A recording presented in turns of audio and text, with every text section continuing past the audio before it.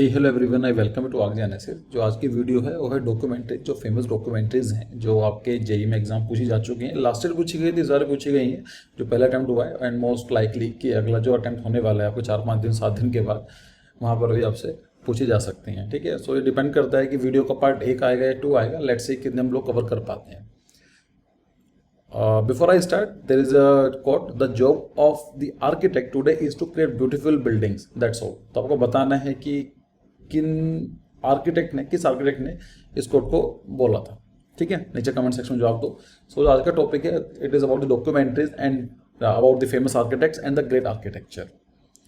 जिसके अंदर पहली जो डॉक्यूमेंट्री है उसका नाम है transforming reality. Here you can say it is transforming reality. Of course ना पूरा जो नाम है डॉक्यूमेंट्री का इतना है, लेकिन वो जेई या फिर नाटा के अंदर they will remove this name and they will ask you कि ट्रांसफॉर्मिंग रियलिटी किस आर्किटेक्ट के ऊपर डॉक्यूमेंट्री बनाई गई है।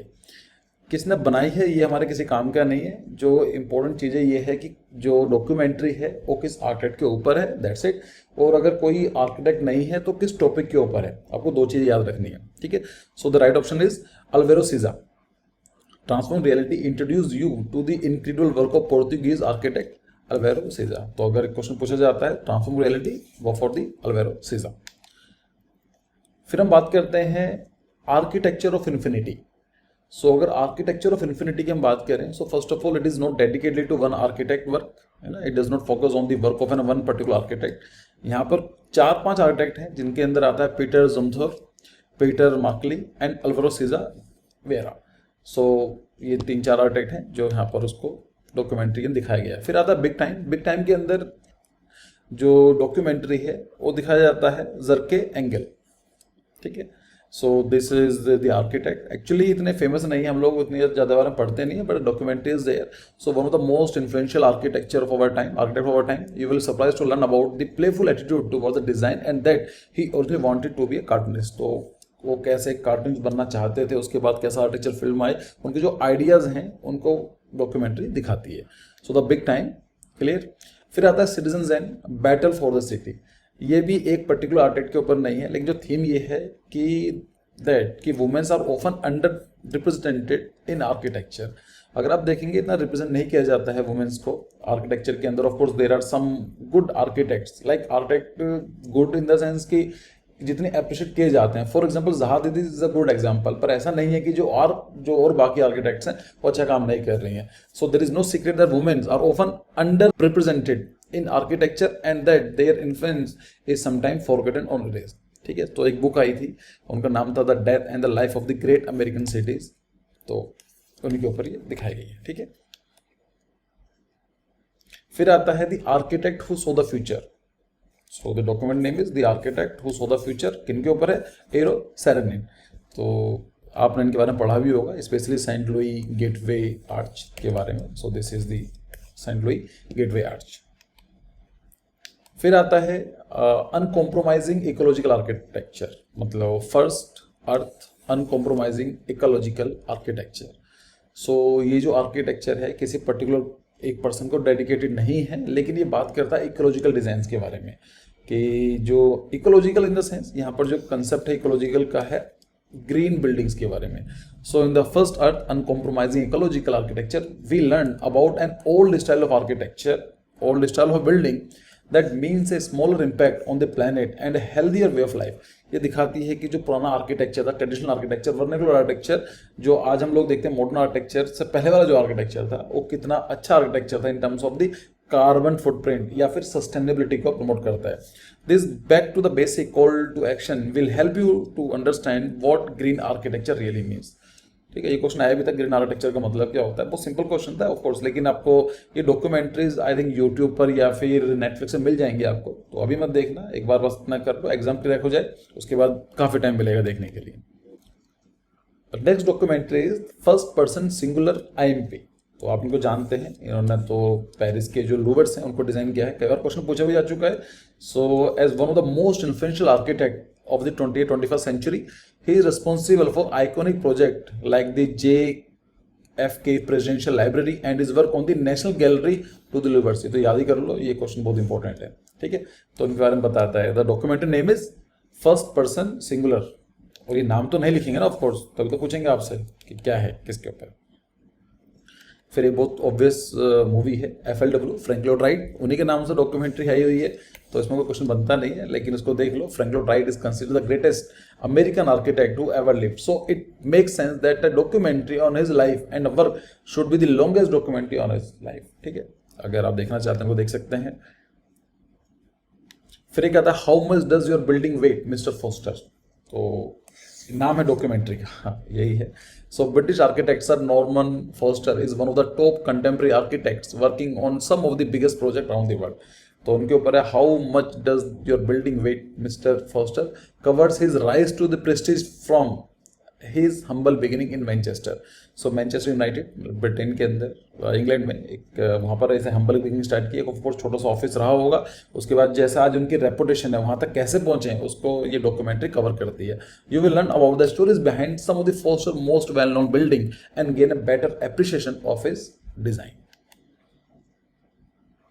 फिर आती है the struggle for American architecture, किनके ऊपर है? Louis Sullivan. तो लुई सुलेमान को आप जानते हैं, he is very famous for the giving the quote form follows function.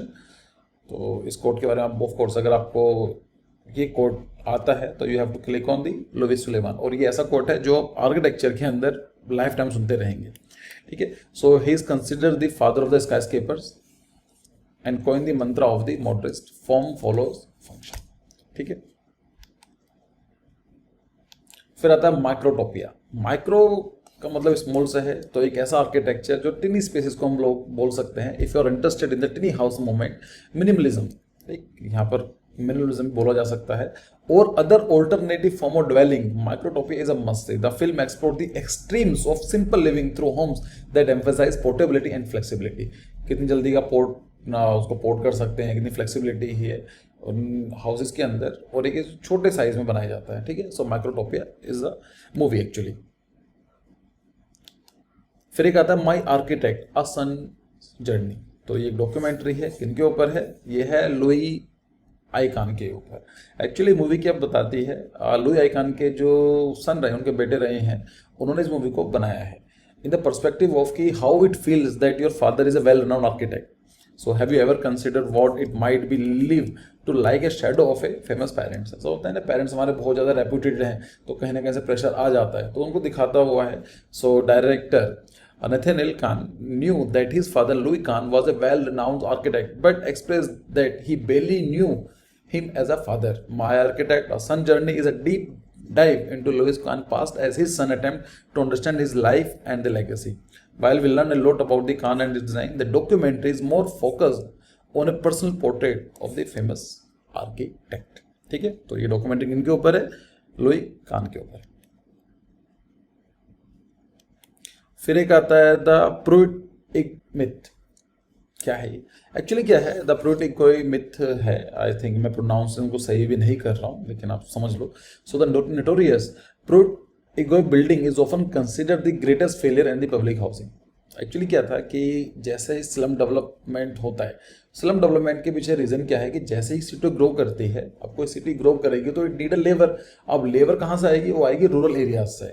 इसलिए आप देखेंगे जहाँ पर भी जो मेन सिटीज़ हैं, चाहे वो दिल्ली हो चाहे मुंबई हो, you will have the slum pockets.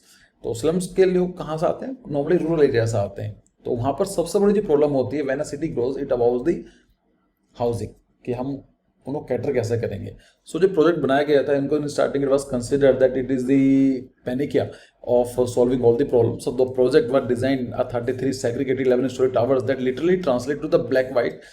When the project was completed in 1954, it was hailed as a great success and solution to the modern problem of the providing housing in growing cities. तो ये बताया गया था जिस तरह का design हम लोग प्रमोट कर सकते हैं अगर कोई सिटी ग्रो कर रहा है और स्लम की प्रॉब्लम है, so that we can provide the affordable housing. लेकिन हुआ क्या, जैसे टाइम के साथ वहाँ पर एंटी सोशल एक्टिविटीज स्टार्ट हो गई। For example murders, sexual assault, drugs, gang violence, prostitution plague the dwellings until the entire complex was demolished. फिर बाद में उसको खत्म कर दिया गया। So it's a story about it. तो यहाँ पर बताया जाता है कि अगर कोई आप हाउसिंग डिजाइन करना चाहते हैं तो किन चीज़ों को ध्यान रखना होगा। Like we can learn from that our past. ठीक है, हिस्ट्री से हम काफ़ी कुछ सीख सकते हैं, तो ये चीज़ दिखाती है। So the product with covers the historical project, the reason for the downfall, बताता है कि downfall क्यों हुआ, and the alternative side of the story. This documentary is more than just a history lesson. It is an important lesson in public housing and design that remains relevant in the conversation about the house today. So the pro-ego myth जो है documentary इस चीज को दिखाती है, ठीक है. फिर हम लोग बात करते हैं नेक्स्ट डॉक्यूमेंट्री की. It is the Rem. So Rem जो वर्ड आया, रैम कोलास एक फेमस आर्किटेक्ट है. Rem Koolhaas is a busy architect. He has design impressive buildings and structures around the world and change the face of the architecture. Rem is a sneak peek into the life of the influential designer as he traveled the world finding solution to the difficult problem through buildings. ठीक है. The film is told from the perspective of his son Thomas Kolas as he document the behind the scenes conversation and the activities of the father. ठीक है. तो ये यहाँ पर चीज दिखाती है. So next documentary है The Architect of the Light. तो किनके ऊपर है? Renzo piano. इनको भी आप जानते हैं of course. So The Architect of Light is another great watch for the designer or architecture who loves looking to learn from the masters. Piano is one of the most famous Italian designer in the world and his work in perfectly documented by the influential director Carl Saura. आपको ये याद नहीं करना है इनको कि किसने ये बनाई है डॉक्यूमेंट्री, वाज द डायरेक्टर और समथिंग. ये अपना काम नहीं है. You will also get inside look at the Centro Botin Art Gallery in Salento, Spain. So this is the end of the video. Let's see कि अगर comments अगर view अच्छे आते हैं तो we will bring the second part or third part as well. So thank you for your time and see you in the next video. Bye bye. Take care.